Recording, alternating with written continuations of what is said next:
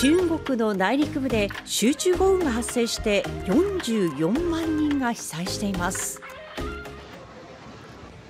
道路に濁流が押し寄せて車が流され、4階建ての建物が崩れ落ちています。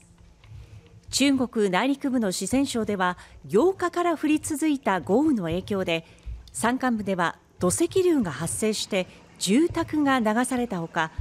各地で道路が崩落し、交通網が寸断されています。四川省政府は9日午前の段階で44万人が被災し、停電や通信障害も起きていると明らかにしました。現地では救助活動が続けられています。